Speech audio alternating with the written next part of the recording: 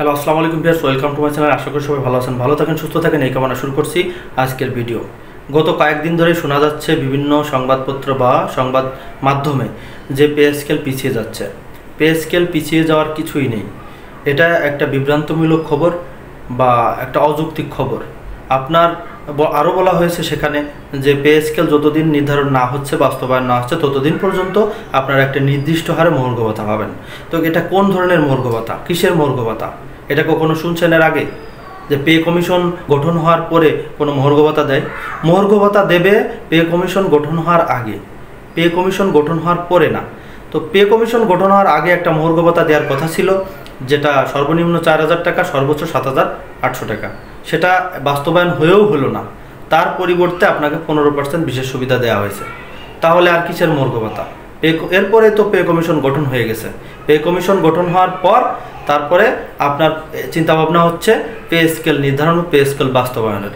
সেটা এই সরকার যদি করে যেতে পারে তো আলহামদুলিল্লাহ, আর যদি নাও করে যেতে পারে প্রজ্ঞাপন জারিটা যাতে করে যায়, সেই আন্দোলন বা সেই দাবিটা আপনারা করুন আপনাদের জায়গা থেকে।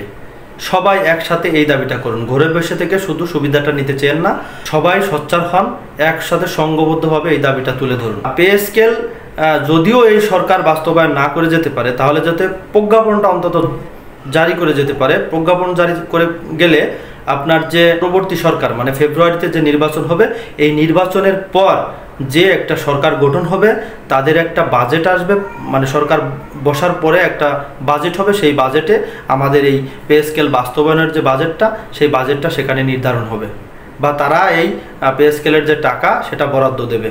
তখন তো পরবর্তী সরকারই এই বরাদ্দ বা বাস্তবায়নটা করলো, তাই না? বিষয়টা ঠিক এরকমের, তাছাড়া আর অন্য কিছু না।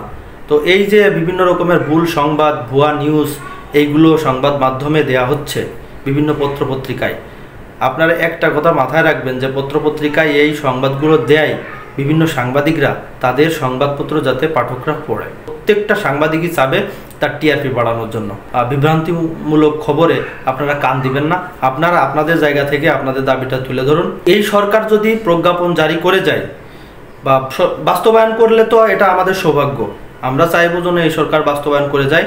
তবে সরকারি কর্মচারী কল্যাণ ফেডারেশনের পক্ষ থেকে কখনোই 25 সালে পে স্কেল বাস্তবায়নের কথা বলা হয়নি। সবসময় বলা হয়েছে জানুয়ারি 26 সালে এই পে স্কেল কার্যকর এবং বাস্তবায়ন চাই। ফেব্রুয়ারিতে যে নির্বাচন হবে, নির্বাচন হওয়ার পরে পরবর্তী সরকার এটা এসে বরাদ্দ দেবে। এই বরাদ্দ দেওয়ার পরে তাহলে তো আপনার পরবর্তী সরকারই এটা বাস্তবায়ন করলো, মানে নির্বাচিত সরকারই তো এটা বাস্তবায়ন করলো। ঘটনাটা হয়েছে এরকমের। তো আপনারা বিভ্রান্তিতে পড়বেন না। আপনারা আশা রাখুন এই সরকার আমাদের পে স্কেলের প্রজ্ঞাপন জারি করে যাবে, আগামী সরকার আমাদের এই পে স্কেলটা বাস্তবায়ন করবে। সে আশায় আমরা বুক বেঁধে আছি এবং আমরা দাবি করছি, কঠোর দাবি। আমাদের আন্দোলন আরও কঠোর হবে।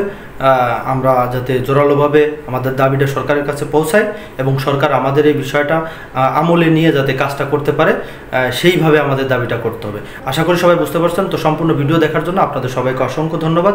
দেখা হবে পরবর্তী এপিসোডে। ততক্ষণ পর্যন্ত ভালো থাকুন, সুস্থ থাকুন, এই কামনা করছি। আল্লাহ হাফেজ।